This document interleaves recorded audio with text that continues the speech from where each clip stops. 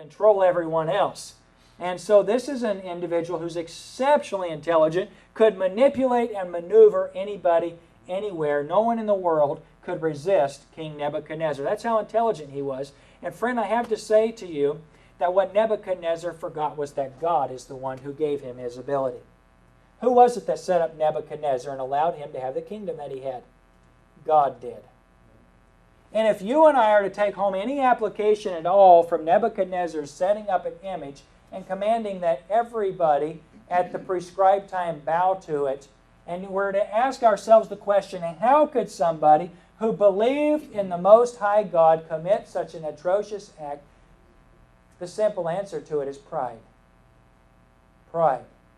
Have you ever found yourself in the middle of a situation and you all of a sudden somehow find that maybe you are contending with someone about something, or you're in the middle of a battle or an argument or something, and you remove yourself from that situation, and all of a sudden you see yourself like other people see you?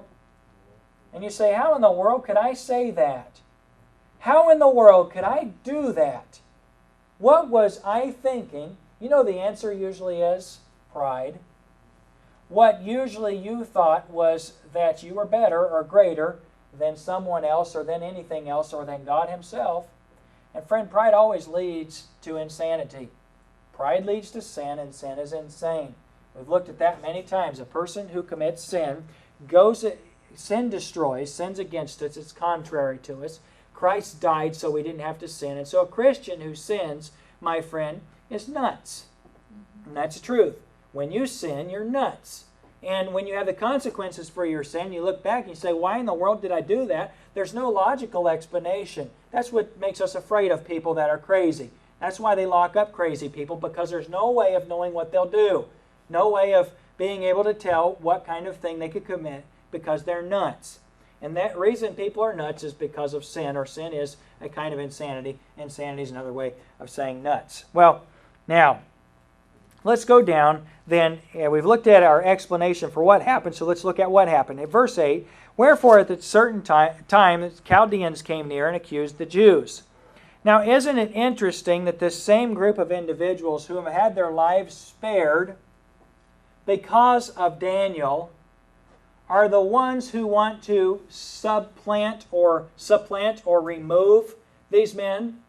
Who were Shadrach, Meshach, and Abednego at the time of this image was set up? What were they, or who were they? They were rulers over the province of Babylon. The Babylonian Empire would have had provinces that were worldwide. But the seat of power was Babylon, and they were in charge of the seat of power.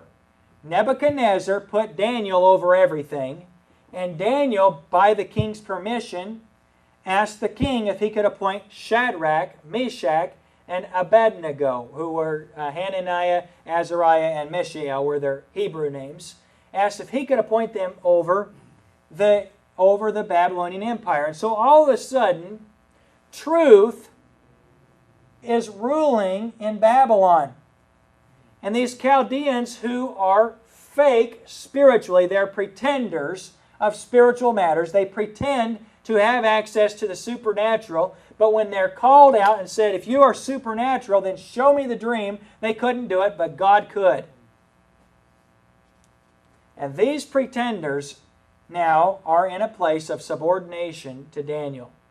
Now you say, Chaldeans, weren't they, was there more to the Chaldeans than just the sorcerers? Yes, but they were known for their religion.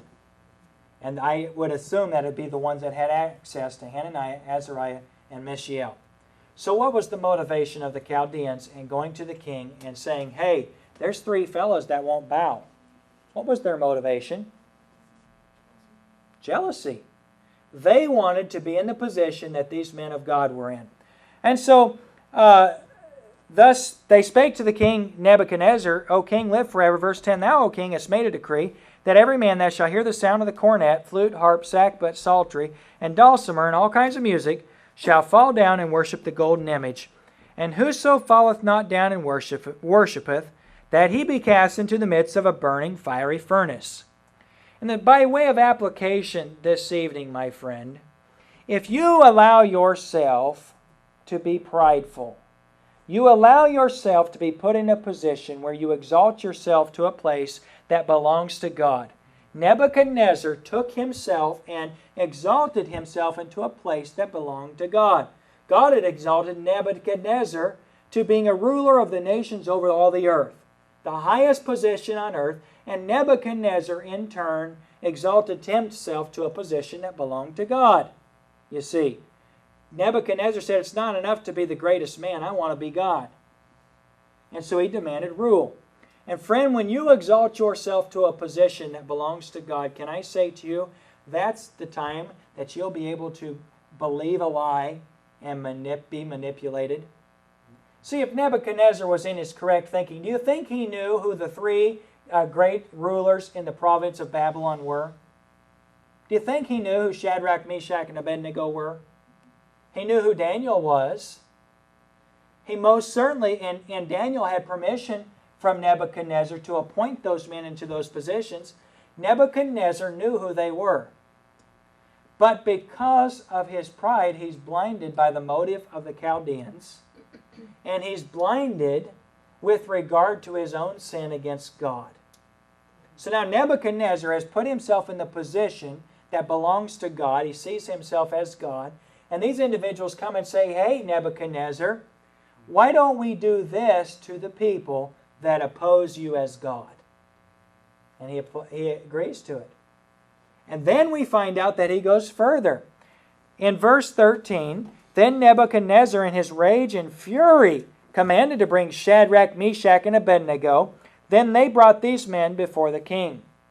Now here we find that Nebuchadnezzar has come to a place not only of conflict with individuals who are supporting him and who are doing well in ruling his kingdom, are the most honest, the most trustworthy men in his kingdom. He is furious against them. And again, the question is why? Why is he mad that these men will not bow to him? The reason is because he's begun to believe his own lie. And if you allow yourself to be lifted up in pride, you will as well allow yourself to be manipulated by individuals, and you will as well bring yourself to a place where you'll find that when people oppose you, it all of a sudden becomes very personal. And you know what the problem with it is? Pride. Pride. Here Nebuchadnezzar is angry with the individuals who are probably his best subjects, the people who could best serve him and are looking out for his best interest. And the reason for it is because he's put himself in a place that belonged to God. Friend, could we stop here for a moment and ask some questions? Is exalting an image or making an image either of yourself or that represents you the only way that you and I could put ourselves in a place that belongs to God? What are some ways that we could do the same thing? Yes, sir. Just sin can definitely stand in the way. Yeah, so we could. Sin could stand in the way. It's very deceptive, and I could put something before God, whether it be, going out and getting drunk. That's going to stand in the way of me being obedient to God. You know, there are all kinds of sins of pride, all kinds of sins of pride. And you know that all sin really has to do with pride. Really does. Christian, when you take a command in the Scripture and you say, you know what, that doesn't apply to me, or I don't believe that, or that's an area of my life where God is just going to have to accept it, that He does not rule and reign. Do you know who you're putting in God's place instead? And anytime you put yourself in a place that belongs to holy God, friend, you've committed the same kind of sin that Nebuchadnezzar did. Unless we should conclude and say, well, Nebuchadnezzar couldn't possibly have been saved, why don't we just take the opportunity here to make some application that says it's unbelievable what pride can do to somebody who knows who the true God is. And it's amazing what Christians can do, isn't it? It's incredible what we're capable of. And lest we should think, you know what, I know what you're talking about, Pastor. I've seen some things that Christians have done, and it's incredible to me what they've done. How about